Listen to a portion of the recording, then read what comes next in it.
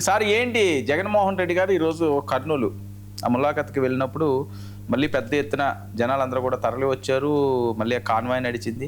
కానీ అందులోనే Jagan go back అంటూ ఫ్లెక్సీలు వెళ్ళడం ఎలా చూడాలి ఇది? సార్, 99 టీవీ ప్రేక్షకులకి, వర్మ గారు మీకు, లైవ్లో నాతో ఉన్నటువంటి మిగతా సోదరులందరికీ కూడా, జగన్మోహన్ రెడ్డి గారు సౌత్ ఇండియాలో ప్రధానంగా చెప్పాలంటే ఒక క్రౌడ్ పుల్లర్గా, ఒక ప్రజానాయకుడిగా తయారైనటువంటి అంశం. ఆయన ఎక్కడికి వెళ్ళినా వేలాదిగా జనాలు తరలి రావటం అనేది చూస్తూ ఉన్నాం. సో దీన్ని ఈరోజు కర్నూలులో ప్రత్యక్షంగా మళ్ళా ఇంకొకసారి చూసాం. మొన్న శ్రీకాకుళంలో చూసాం. ఆ తర్వాత మొన్న వెస్ట్ గోదావరి, ఈస్ట్ గోదావరిలో దేవరపల్లి వెళ్ళినప్పుడు చూసాం. ఈరోజు కర్నూలులో చూస్తూ ఉన్నాం. ఏమాత్రం సహించలేనటువంటి ప్రభుత్వం. నార్మల్గా ప్రతిపక్ష పార్టీ నాయకుడు బయటకు వస్తున్నాడంటే ప్రతిపక్ష పార్టీకి చాలా లిబరల్గా పోలీసు యంత్రాంగాన్ని కానీ, లేకపోతే లా అండ్ ఆర్డర్ కానీ జాగ్రత్తగా చూసుకోవాల్సిన బాధ్యత ప్రభుత్వం మీద ఉంటుంది. అది ఏ ప్రభుత్వం అయినా, కూటమి అయినా సరే, లేకపోతే ఎవరైనా సరే.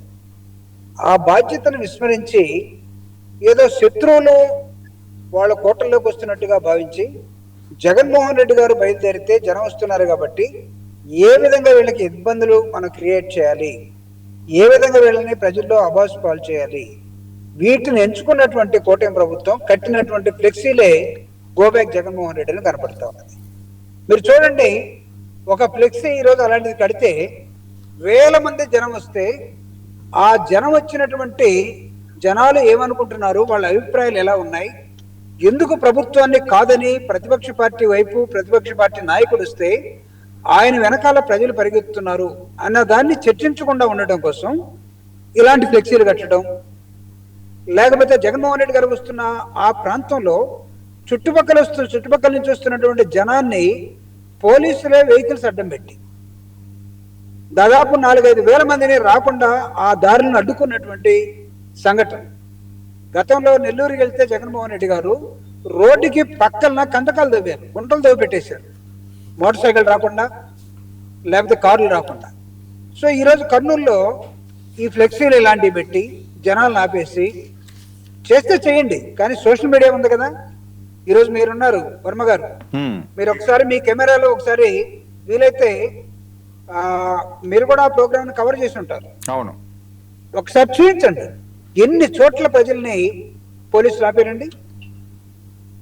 ఎవరు కడతారండి? ఒక నాయకుడు చంద్రబాబు నాయుడు గారు వెళ్తూ ఉంటే, పవన్ కళ్యాణ్ గారు వెళ్తూ ఉంటే, లేకపోతే బీజేపీ వాళ్ళు వెళ్తూ ఉంటే, వైఎస్ఆర్ కాంగ్రెస్ పార్టీ ఎప్పుడైనా ఇలాంటి కార్యక్రమాలు చేసిందా? గోబ్యాక్ అనే ఫ్లెక్సీలను పెట్టిందా? ఎందుకు చేస్తారు ఇవన్నీ? ప్రజా ఆదరణ చూసి ఓర్వలేక ఆయన ఎక్కడికి వెళ్తున్నాడు? విరూపాక్షం చూడటానికి, జైల్లో ఉన్న వ్యక్తిని కలవటానికి. ఆయన ఏ విధంగా అరెస్ట్ చేశారో ఇప్పుడు ప్రత్యేకంగా మనం చెప్పనవసరం లేదు. వాళ్ళ మనుషుల్ని వాళ్లే కొట్టుకొని, బట్టలు దించుకొని, కేసులు వేరే విధంగా పెట్టి, అట్రాసిటీ కేసుకి ఈరోజు సరిగా లెక్క లేకుండా తయారు చేసుకొని, మీకు ఏది కావాలో అది పెట్టుకొని ప్రభుత్వంలో చేస్తున్నటువంటి విధానాన్ని ఈరోజు వైఎస్ఆర్ కాంగ్రెస్ పార్టీ చాలా సీరియస్గా దీన్ని ఖండిస్తూ ఉంది. జగన్మోహన్ రెడ్డి గారి ఓదార్పు యాత్రను కానీ, మనుషులు చూడటానికి, తన పార్టీ నాయకులను చూడటానికి వెళితే మీరు చూపిస్తున్నటువంటి ఆటంకాలు ఏవైతే ఉన్నాయో, ఇది డెమోక్రసీని ప్రదర్శించడం లేదు. యాంటీ డెమోక్రటిక్ పీపుల్, ప్రజాస్వామ్యానికి తూట్లు పడిచే వాళ్ళు ఎలా ఉంటారు, ఓర్చుకోలేక ఓరవలేక ఎలాంటి మనుషులు ఉంటారో దానికి అద్దం పడుతున్నటువంటి ఫ్లెక్సీలు కానీ, దానికి అద్దం పడుతున్నటువంటి అంశాలు కానీ, ఇవన్నీ కూడా మీరు చూడొచ్చు. కాబట్టి వైఎస్ఆర్ కాంగ్రెస్ పార్టీ ఈరోజు దీన్ని చాలా సీరియస్గా ఖండిస్తుంది. వర్మ గారు, మీ ద్వారా చెప్తున్నాం, ఇది ఓన్లీ జస్ట్ బిగినింగ్. ఇలాంటి జగన్మోహన్ రెడ్డి గారు రాష్ట్రంతో తిరుగుతారు. మీరు ఎంత రిప్రెషన్ పెడతారో, మీరు ఎన్ని దాడులు చేస్తారో, ఎన్ని కేసులు పెడతారో, ఎన్ని అడ్డంకులు సృష్టిస్తారో, వాటన్నిటినీ ప్రజా ఉద్యమాల ద్వారా ఎదుర్కొని ప్రజా చైతన్యాన్ని ప్రజల్లో కలిగిస్తాం. ఈరోజు వైఎస్ఆర్ కాంగ్రెస్ పార్టీ ప్రజాస్వామ్యాన్ని రక్షించమని కోరుతా ఉన్నాం. ప్రజాస్వామ్యాన్ని భక్షించే ప్రభుత్వాలు ఎక్కువ కాలం ఇది మీకు కూడా మంచిది కాదు. మేము ఒక స్ట్రీట్ వార్నింగ్ మాత్రం మీకు ఇస్తున్నాం. Even it is not good for you. ప్రభుత్వంలో ఉన్నటువంటి పార్టీలు చెప్తున్నాం, it's not good for you. ప్రజలు ఆలోచిస్తారు. కాబట్టి పెట్టినటువంటి గోబ్యాక్ అని పెట్టిన ఫ్లెక్సీ ఎవరు పెడతారండి? వాళ్ళు ఏమంటారు నాకు తెలుసా మీకు వర్మ గారు? మేము పెట్టలేదండి, వాళ్ళే పెట్టుకున్నారేమో అన్నారు. జగన్మోహన్ రెడ్డి గారు పోతుంటే మేము పెట్టుకుంటామా? ఎవడన్నా విన్నవాడే అనుకుంటాడు దీన్ని. మేము సృష్టిస్తామండి. పోలీసులు మా దగ్గర మ్యాన్ పవర్ లేదంటున్నారు. మొన్న దేవరపల్లి వెళ్తే హెలికాప్టర్ దగ్గర 2 పోలీసులు ఉన్నారు. అక్కడ మ్యాన్ పవర్ లేదు మీకు. ఎలా చేస్తారు సార్ ఇవన్నీ? ఇదే మీరు ప్రత్యక్ష పార్టీకి ఇచ్చే గౌరవం? ఇలాంటి అంశాలన్నీ కూడా మీరు మానేసుకోండి. వైఎస్ఆర్ కాంగ్రెస్ పార్టీ చాలా సీరియస్ గా ఈరోజు ప్రభుత్వం ఏ విధంగా ఫెయిల్ అవుతోంది ప్రజలు మాట్లాడుకుంటున్నారు సార్. మేము మాట్లాడటం కాదు, ప్రజలు మాట్లాడుకునే దానికి ప్రతిపక్ష పార్టీగా అద్దం పడుతోంది వైఎస్ఆర్ కాంగ్రెస్ పార్టీ పోరాటం. ప్రజా పోరాటాల్లో ముందున్నటువంటి వైఎస్ఆర్ కాంగ్రెస్ జగన్మోహన్ రెడ్డి గారు ఈ రోజు ఒక ఓదార్పు యాత్రకి అన్యాయంగా జైల్లో పెట్టిన ఒక ప్రజెంట్ ఎమ్మెల్యేని ఎల్లుండి మీకు అసెంబ్లీ జరుపుతున్నారు, ప్రతిపక్ష పార్టీ ఎమ్మెల్యేనేమో లోపల పెట్టేస్తారు. ఇది భావ్యమా? ఇది ప్రజాస్వామ్య లక్షణమా? మీరు చెప్పండి. కాబట్టి వీటన్నిటిని ఖండిస్తున్నాం. మేధావి వర్గాన్ని, ఈ రాష్ట్రంలో ప్రజాస్వామ్యవాదుల్ని, న్యూట్రల్స్ గా ఉన్నటువంటి వాళ్ళని అందరూ కూడా దీని మీద ఆలోచించమని, ప్రభుత్వం చేసే దమనకాండని ఖండించమని మీ ద్వారా కోరుతున్నాం. Right, okay. గాదే గారు ఏంటి గాదే గారు, జగన్మోహన్ రెడ్డి గారు కర్నూలు వెళ్తే గో బ్యాక్ అని చెప్పి ఏవో ఫ్లెక్సీలు పెట్టారట. మొన్న ఎప్పుడు హెలికాప్టర్ దగ్గర 2 పోలీసులను పెట్టారట. ఆయనకి ఏదన్నా జరిగితే ఇప్పటికీ చాలా పెద్ద ఎత్తున ప్రచారం జరుగుతుంది కదా, ఆయనకి ఏదో హాని ఉంది, సెక్యూరిటీ తగ్గించేశారనో, సరిగ్గా ఆయన్ని చూడలేదనో, జనాల్లోకి ఆయన వెళ్ళిపోతున్నారనో. సో ఇలాంటివన్నీ కూడా కూటమికి నెగిటివే అవుతుంది కదా. ఎవరు పెట్టారు గో బ్యాక్ అని? వాళ్ళే పెట్టుకున్నారని అంటున్నారట, నిజమా? వరం గారు, మీకు అలానే జూపడన్నకి శుభ సాయంత్రం. ప్రజాస్వామ్యం కదా మంది, ప్రజాస్వామ్య దేశమే కదా మంది. ప్రజాస్వామ్య దేశంలో మనం అనే మాటే కదా ఎవరు ఇష్టం వచ్చినట్టు వాళ్ళు చేయొచ్చు అనేది. ఇంతకుముందు ఒకసారి జగన్మోహన్ రెడ్డి గారి మాటలు ఒకసారి గుర్తు తెచ్చుకోవాలి మనం. అంటే నేను సమర్థించట్లా దాన్ని, దీన్ని సమర్థించను, దాన్ని సమర్థించను. ఇప్పుడు మనకు అవసరమైనప్పుడు ఒక రకంగా, మనకు అవసరమైనప్పుడు ఒక రకంగా, ఎట్లా రఫ్ అని ఫ్లెక్సీలు ఎట్లా పెట్టుకుని తిరుగుతున్నారు. ఈజిట్ వే అది ప్రజాస్వామ్యమా? మేము వస్తే నరుగుతాము, 2.0 ఎట్లోటితో చూపిస్తాము, అది ప్రజాస్వామ్యమా?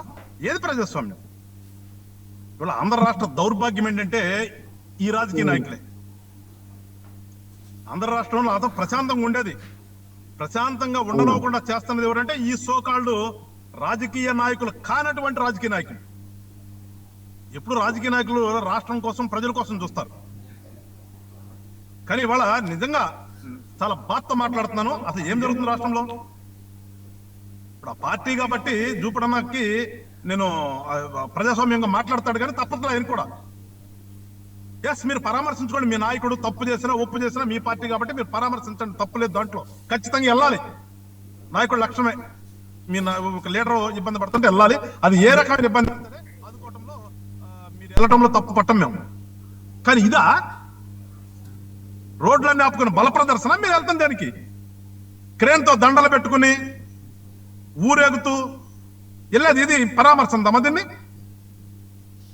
ఈజిట్ వే చెప్పండి ఎవరైనా సరే. దానికి ఖచ్చితంగా మీరు జైలుకి పరామర్శించడానికి వెళ్ళినప్పుడు మీరు ఎట్లా వెళ్ళాలి, మీరు ఎట్లా వెళ్తున్నారు? మన సత్యనపల్లి వచ్చాడు, ఒక చచ్చిపోయాడు ఒక మనిషి. నిన్న శ్రీకాకుళం వెళ్ళారు, అక్కడ ఏం జరిగింది చూసాం, లేడీ ఎస్ఐని ఇబ్బంది పెట్టారు. నేనంటే మీరు వెళ్ళండి, మీరు పని చేసుకోండి. ఇది కాదు కదా, మీరు పర్మిషన్ ఏం తీసుకుంటున్నారు? మీరు జైలు దగ్గర పరామర్శనే వెళ్తున్నారు, కానీ మీరు చేస్తుంది ఏంటి? జనాన్ని పోగొట్టింది దీనికి. దానికి రోడ్లంట ట్రాఫిక్ జామ్లు ఎందుకు? మీ ఇష్టానుసారంగా దానికి దండలేంటి, కేంద్రులతో దండలేంటి?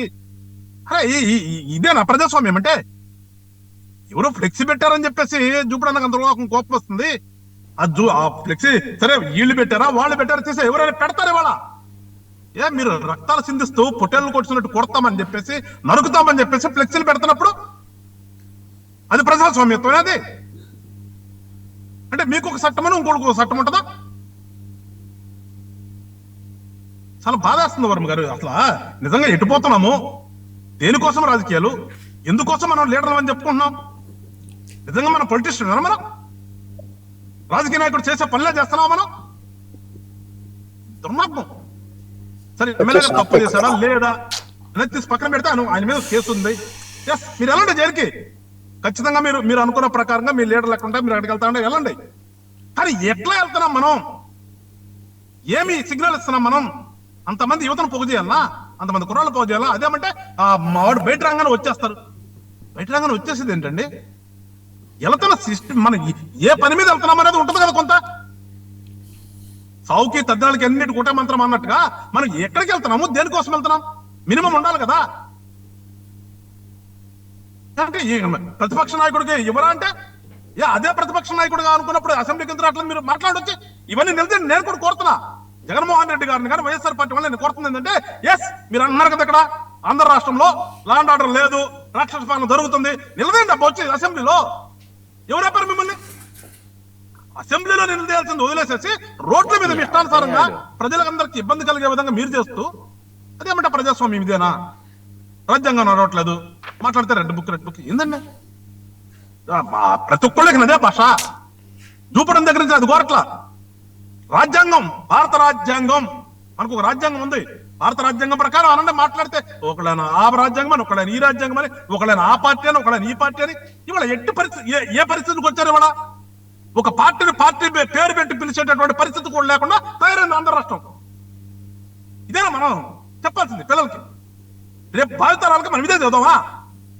అంటే ఒక పార్టీకి ఒక పేరు ఉంటే ఆ పార్టీ పేరు కూడా పలకకుండా ఇంకొక పదం పాడుకునేటటువంటి పరిస్థితికి వాళ్ళు వచ్చాం మనం. ఇదేనా మనం మేధావులమా? నిజంగా రాజకీయ నాయకులమని మనం దేనికోసం వచ్చాం? అసలు ఏం జరుగుతుంది ఇక్కడ? ఏం చేస్తున్నాం? అసలు ఒక్కొక్కసారి డిబేట్ లో మాట్లాడుతూ ఇబ్బంది అనిపిస్తుంది వరం గారు. నిజంగా ఎవరిని సమర్థించాలి, ఎవరిని అపోజ్ చేయాలి, అసలు ఏం జరుగుతుంది, ఎందుకు ఇది, దేనికోసం, ఎవరి కోసం? అరే మీరు గతంలో 5 సంవత్సరాలు మంచి పరిపాలన చేస్తే ఇవాళ మీరు 11కు వచ్చే పరిస్థితి ఉండేది కాదు కదా. వచ్చారు పోనీ, ఇవాళని మీరు ప్రజాస్వామ్యంగా ఉండండి. మీరు అదేమంటే మాట్లాడితే రెడ్ బుక్ రాజ్యాంగం. ఏం రెడ్ బుక్ రాజ్యాంగం? నిజంగా చూపడన్న మాటకు నేను కూడా కొంత యాక్సెప్ట్ చేస్తా. నిజంగా ఫెయిలే. ఎందుకు ఫెయిల్ అంటే మిమ్మల్ని అసలు రోడ్డు మీదకి రానవటం వల్ల ఫెయిల్. ఇవాళ ఇన్ని 3 ఇన్సిడెంట్లు జరిగిన తర్వాత పోలీసులు నిజంగా ఎట్లా మిమ్మల్ని చెప్పేదేంటి, మీరు చేస్తున్నదేంటి? మిమ్మల్ని రానివ్వటం అనే దాంట్లో ఫెయిల్ అయింది పోలీసు. నిజంగా రానివ్వకూడదు. నేనే చెప్తున్నా వాళ్ళ ఒక ప్రజాస్వామ్యాన్ని నమ్మిన వాడిని, ప్రజాస్వామ్యంగా ఉండాలని కోరుకుంటున్నటువంటి ఒక పార్టీలో ఉన్నవాడిని నేనైతే చెప్తాను కదా, ఖచ్చితంగా జగన్మోహన్ రెడ్డి గారిని ఇవాళ ఆ పరామర్శకు రానివ్వకూడదు. వస్తే మీరు ఒక్కళ్ళ కారుతో వచ్చి పరామర్శించాలని చెప్పాలి పోలీసులు.